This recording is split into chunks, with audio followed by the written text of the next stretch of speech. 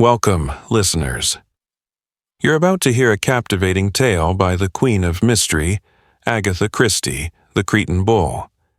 Thank you for tuning in, and don't forget to subscribe to our channel so you never miss a thrilling new story. Enjoy the journey. The Cretan Bull is one of the riveting stories in Agatha Christie's The Labors of Hercules collection, where each story mirrors one of the legendary 12 labors of Hercules.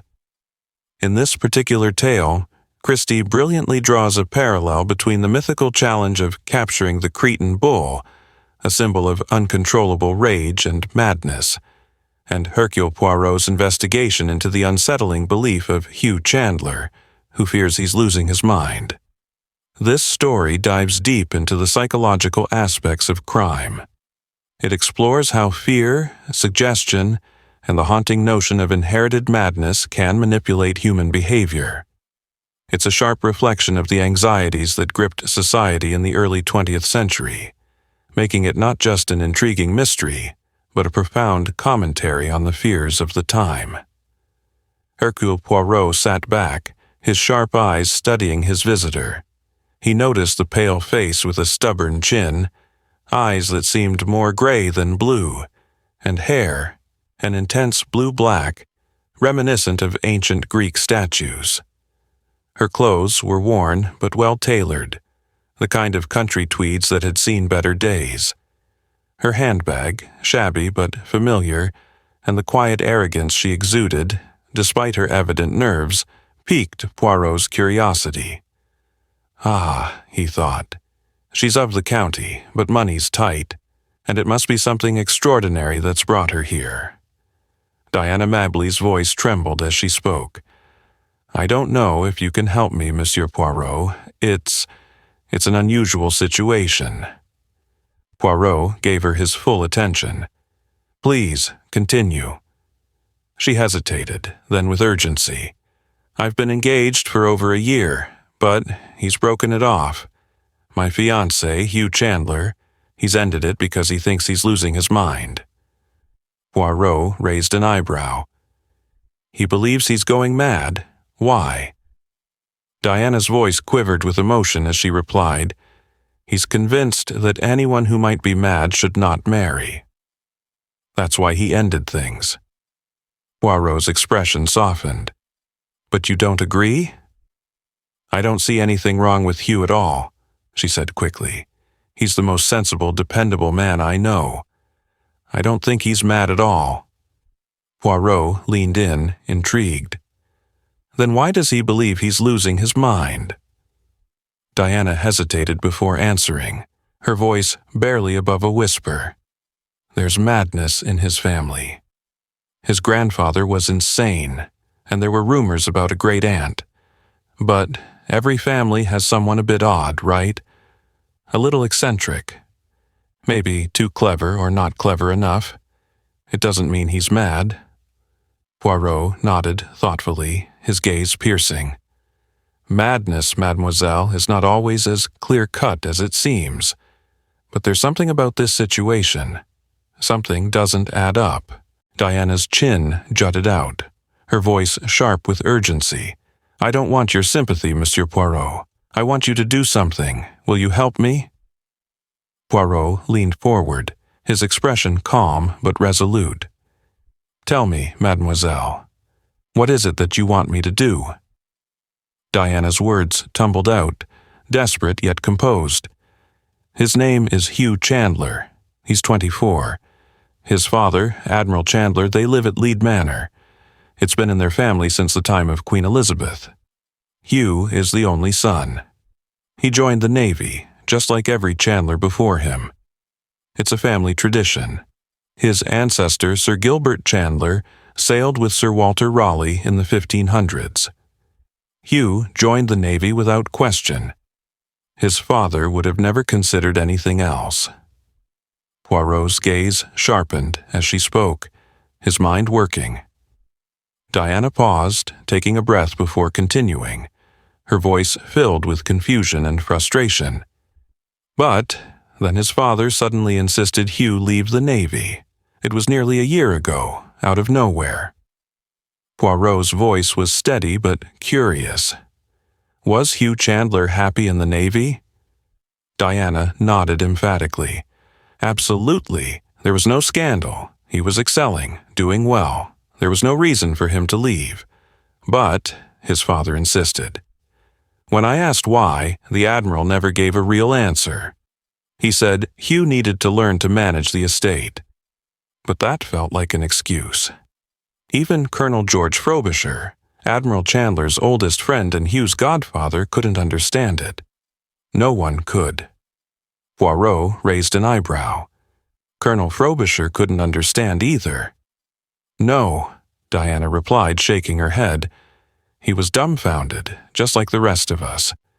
Not even Hugh himself understood. His father gave no reason, and then Hugh just left the Navy. Like it was his only option. It's also strange. Poirot leaned back, reflecting on the information. And what does Hugh think now?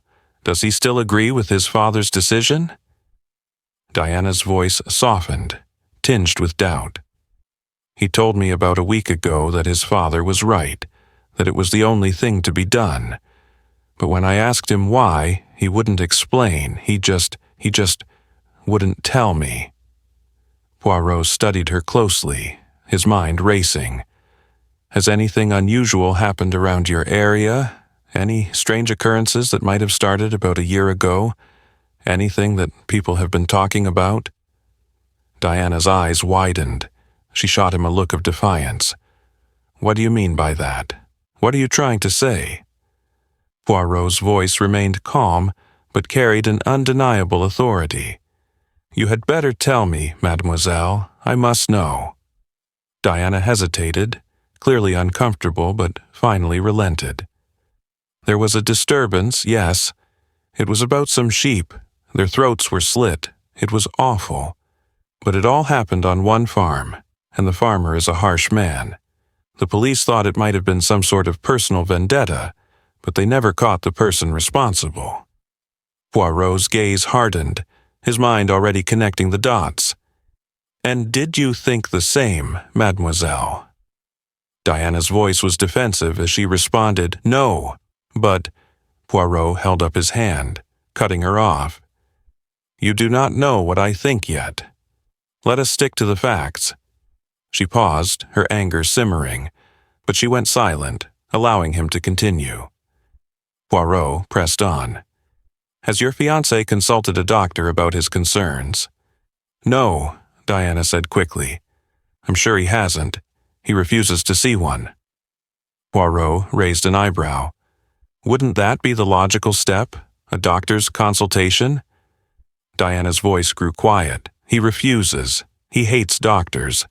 And his father, the Admiral, doesn't believe in doctors either. He calls them humbug merchants. Poirot considered this new information carefully. And how does Admiral Chandler seem to you? Is he well? Happy? Diana looked down, her voice barely a whisper. He seems off. Not sick, not exactly. But something isn't right. Admiral Chandler, how is he? Poirot asked, his voice steady but curious. Diana's expression tightened. He's aged terribly over the past year. A wreck. A mere shadow of the man he used to be. Poirot nodded thoughtfully. And what does he think of his son's engagement? Diana took a deep breath, her voice quivering as she continued. He was thrilled when Hugh and I got engaged. Our families have been neighbors for generations. The Admiral was over the moon when he heard. But now that it's broken off, I'm not so sure. Poirot pressed further. What did he say when you met him yesterday? Diana's voice cracked slightly as she recalled the moment. He looked ghastly. It was as though all the life had drained out of him. He took my hand in both of his and said, It's hard on you, my girl, but Hugh is doing the right thing. The only thing he can do. Poirot's sharp eyes studied her. And so, mademoiselle, you came to me. She nodded, her face etched with distress. Can you do anything? Poirot's reply was calm, almost inscrutable. "I do not know, but I can at least go and see for myself." The moment Hercule Poirot laid eyes on Hugh Chandler, he was struck by his physicality. Hugh was a towering figure, magnificent in stature. His chest and shoulders were like those of a seasoned athlete, powerful and formidable. His hair, though sparse, gave him an almost primal air, as if he embodied the strength and virility of a Greek hero. Poirot's eyes lingered on him for a moment, intrigued by the raw power in Hugh's presence. When they arrived at Lead Manor, Diana wasted no time. She immediately contacted Admiral Chandler, and the small group made their way to the grand estate. Upon arrival, they were greeted with tea set out on the terrace and 3 men waiting for them. There was Admiral Chandler, his white hair adding years to his face. His posture was bent, as though some heavy weight had collapsed on his shoulders. His eyes, dark and brooding, were filled with unspoken burdens. A sharp contrast to him sat Colonel George Frobisher, a wiry man with fiery red hair, now beginning to gray at the temples. His features were taut, almost dogged, as if he were a terrier on the hunt for answers. His eyes were piercing, always analyzing, always sharp. And then there was Hugh, sitting in front of them all, a fine specimen indeed. Colonel Frobisher, sensing Poirot's intense scrutiny, remarked in a low voice, "Fine specimen, isn't he?" Poirot nodded, his expression unreadable. "Magnificent," he agreed. "A true bull, perhaps one dedicated to Poseidon himself, a perfect example of healthy manhood." "Quite," Frobisher agreed, his eyes sliding sideways toward Poirot, studying him with quiet suspicion. "Yes, magnificent he is." Poirot mused for a moment, tapping his fingers thoughtfully. "A perfect specimen, but one that seems to harbor something darker beneath the surface, don't you think?" Colonel Frobisher sighed, glancing at Poirot with a shrewd gleam in his eyes. "I know who you are, Poirot. It's no secret." Poirot waved a hand dismissively, his tone light yet carrying an air of confidence. "Ah, it is not a secret, mon ami. I travel as myself." His eyes gleamed with quiet pride, as if to say that Poirot himself was a force not to be underestimated. A few moments passed in silence before Colonel Frobisher spoke again. "So, did the girl bring you down here because of this situation with young Hugh?" Poirot's gaze sharpened, but he remained composed. "The situation, yes," he replied. "But there's more to it, I believe. You'd be surprised at how many things fall under my line of expertise." Frobisher raised an eyebrow, intrigued but slightly skeptical. "I can't quite see what Miss Mabley thought you could do." Poirot's voice grew more resolute. "She knows that I'm not one to give up on the truth. I am a fighter. And this, my friend, is far from a simple matter." Colonel Frobisher gave a warm nod of agreement. "She is a fighter, no doubt about it. She's tough, a fine young woman. But all the same, Poirot, you must understand, there are some things that can't be solved with clever words or insight." Poirot's eyes flicked over to Hugh, who sat in quiet contemplation. "Perhaps," he murmured, "but it is the job of the mind to see what others cannot." Poirot's gaze turned sharp and intent as he lowered his voice, sensing the weight of the conversation deepening. "There is insanity in the family, I understand?" he asked quietly, almost as if he were testing the waters. Frobisher nodded somberly, his face reflecting years of unease. "It crops up every now and then," he murmured. "Skips a generation or two. Hugh's grandfather was the last to suffer from it." Poirot glanced briefly at Diana, who was laughing and conversing with the others, giving the appearance of carefreeness. But Poirot knew better. Beneath the surface, something far darker was stirring. What form did this madness take? He pressed softly, his voice betraying no hint of judgment, only deep curiosity. Frobisher let out a sigh, his eyes clouding as he recalled the past. The old boy became violent in the end, perfectly normal until he was about 30. Then things started to shift. Little by little, people noticed. Rumors started flying, whispers in the shadows. Things happened. Horrible things that were covered up. He shook his head. Ended up as mad as a hatter, poor devil. Homicidal. Had to be locked away, but he lived for years after that, quite an old man by the time he passed. Poirot's mind worked quickly, taking in the details. And is that what Hugh fears? Becoming like his grandfather? Frobisher's face twisted with understanding. Of course, that's why he won't see a doctor. He's terrified of being locked away, of losing his mind like that, and spending the rest of his life in a dark room somewhere. He paused, then added, "Can't say I blame him. I'd feel the same way if I were him." Poirot nodded thoughtfully, his mind already piecing together the puzzle. "And Admiral Chandler?" he asked, almost as an afterthought. Frobisher's face hardened. "It's broken him, Poirot, completely. You see, he's wrapped up in his son. When Hugh was only 10, his wife drowned in a boating accident. Since then, it's been nothing but Hugh. The boy's been his entire world." Poirot's eyes softened with understanding. "And how did Admiral Chandler feel about his son's engagement?" Frobisher's eyes grew distant as he spoke, a touch of sadness creeping into his voice. He was thrilled. "You see, our families have been neighbors for generations.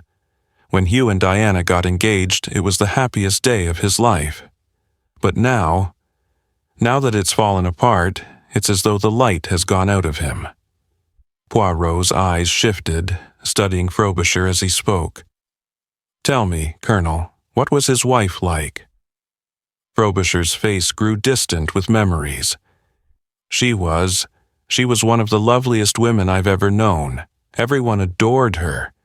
The Admiral worshipped her. She was his world, and when she died, a part of him went with her." He paused, a faint tremor in his voice. "Care to see her portrait?" Poirot's interest piqued. "I would like that very much."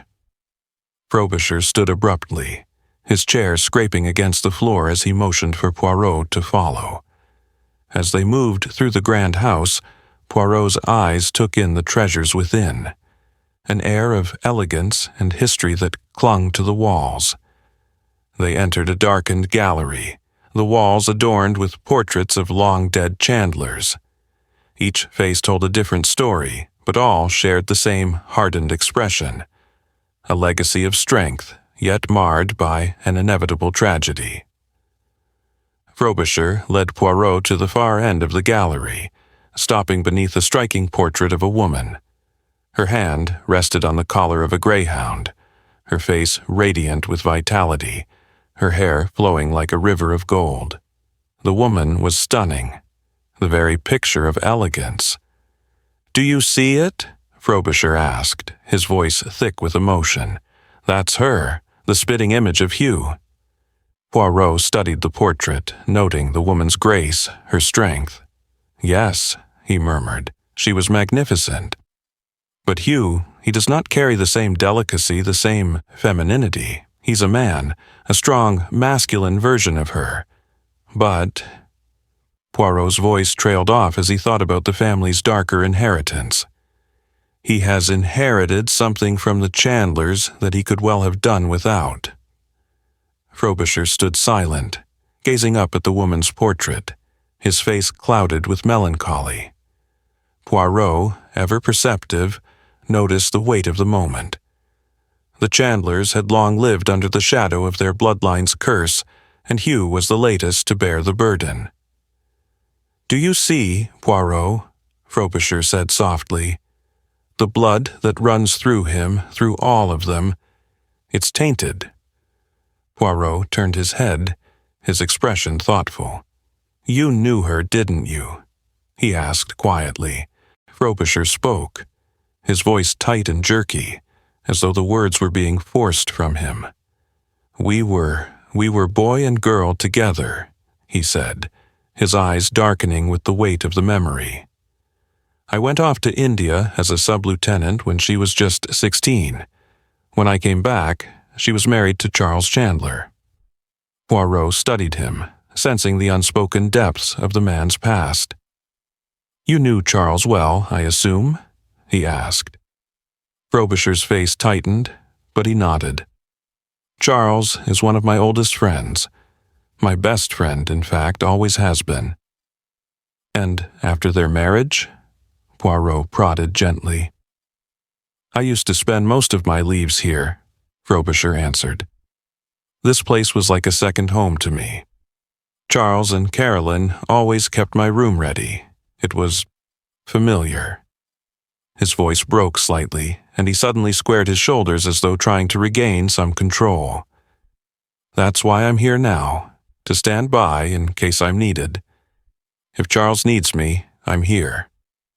The shadow of tragedy hung heavy in the room, and Poirot could feel it closing in. He leaned forward. "What do you think about all this, Colonel?" Frobisher's eyes narrowed, his brows knitting together in frustration. He clearly didn't want to speak, but Poirot wasn't going to let it go. "What I think is, the less said, the better," Frobisher muttered, his tone shifting with discomfort.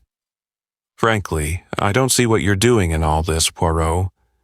Diana shouldn't have roped you into this mess. What's your role in all of it?" Poirot remained calm. "You are aware that Diana Maybell's engagement to Hugh Chandler has been broken off." Frobisher's face hardened. "Yes, I know that. And the reason for it?" Frobisher stiffened even more. "I don't know anything about that. Young people, they manage these things themselves. It's none of my business to interfere." Poirot's voice dropped, his gaze never leaving Frobisher's face. Hugh Chandler told Diana that it was not right for them to marry because he feared he was going out of his mind. At that, a bead of sweat appeared on Frobisher's forehead, his face growing pale. "Have we got to talk about this blasted business?" Frobisher snapped, his voice growing more strained. "What do you think you can do, Poirot?" "Hugh's done the right thing. Poor devil, it's not his fault. It's in the blood, heredity, germ plasm, brain cells." His words came faster now, as if he were trying to make sense of a tragedy he couldn't explain. Once he knew, what else could he do? He had to break the engagement. It was inevitable. Poirot's eyes softened with a rare sympathy. "And yet, Colonel, you tell me nothing that I didn't already know. I must ask you, why did Admiral Chandler force his son to leave the Navy? Was it just to protect him?" Frobisher shook his head, looking downright obstinate now. "I'm not answering any more questions, Poirot. Don't you think Hugh knows his own business best?" Poirot remained silent, a slight frown crossing his brow. He didn't like admitting it, but there were moments when others knew more than he did. The thought gnawed at him as they walked back to the hall, where they met Admiral Chandler standing in the doorway. The man looked like a dark shadow, his form outlined against the brilliant light outside.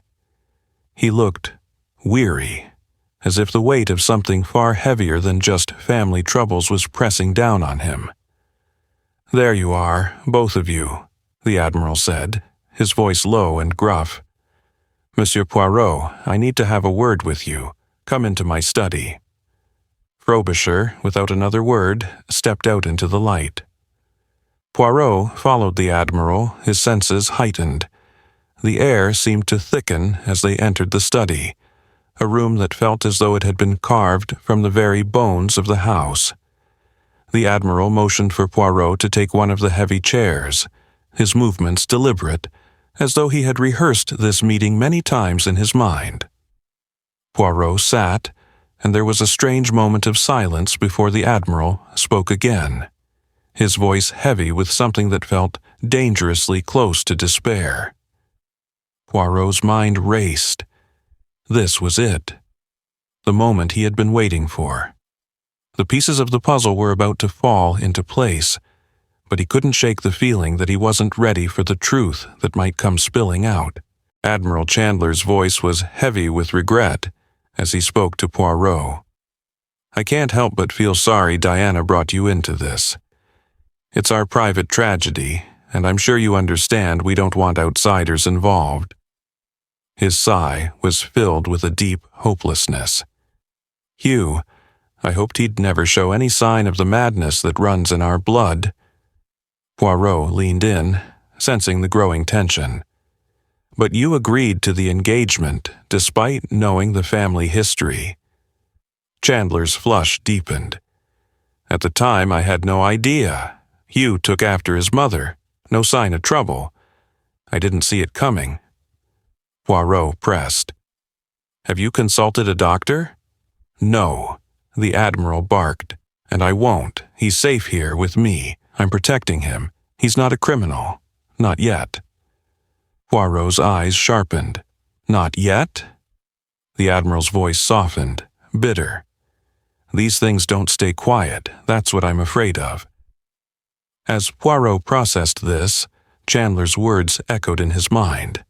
The boy's dreams were becoming a nightmare. Hugh Chandler confessed, his eyes wild. "Last night I dreamed I was a bull, charging through the dust, then a dog, rabid and uncontrollable." His voice faltered. "It's in my blood. I can feel it getting worse." Poirot listened intently, his mind racing. Hugh continued, his voice low and desperate. "I can't marry Diana. I might pass this on to our children. I won't risk it." Poirot asked, "Why haven't you seen a doctor?" Hugh's hands clenched. "I'm physically strong, but mentally, it's too late for that." The young man shuddered, his eyes darting nervously. "I'm not the one doing these things. Something else takes over. I don't remember killing the parrot or the sheep, but I wake up covered in blood. I'm terrified. I can't trust myself anymore." Poirot's gaze deepened, his voice calm. "But why not seek help, Hugh? Before it's too late?" Hugh's eyes filled with fear. "I'm scared. But not of the blood. It's something else. Something darker." Hugh Chandler's mind swirled with confusion as Hercule Poirot questioned him, calmly but firmly. Poirot asked about his symptoms, including his eye trouble and rash, before revealing that he believed the cause was not madness, but something much darker. Hugh had been poisoned. Poirot's theory was chilling. Someone had been quietly drugging Hugh with atropine, using his shaving cream as a vehicle. This subtle poisoning caused Hugh to spiral, leading him to believe he was losing control of his mind. Diana, desperate to understand, listened as Poirot unraveled a twisted family secret. The motive wasn't just revenge, but a calculated plan to drive Hugh insane. And for years, his father and Colonel Frobisher had played their parts in the deception. The chilling truth hit Diana like a blow. Hugh's supposed madness was all part of a cruel plot. Poirot, ever composed, confronted Frobisher. His theories on the datura poison, the pattern of the murders, and Hugh's descent into madness painted a picture of calculated evil. The truth. It was Admiral Chandler, driven by hatred and revenge, who had poisoned his son in a cruel attempt to drive him to suicide. It was all about legacy, power, and deception. Hugh, upon hearing the revelation, stood still, disbelief and horror mixing in his eyes. He was sane, and he would live, but at a terrible cost. The truth of his past had caught up with him.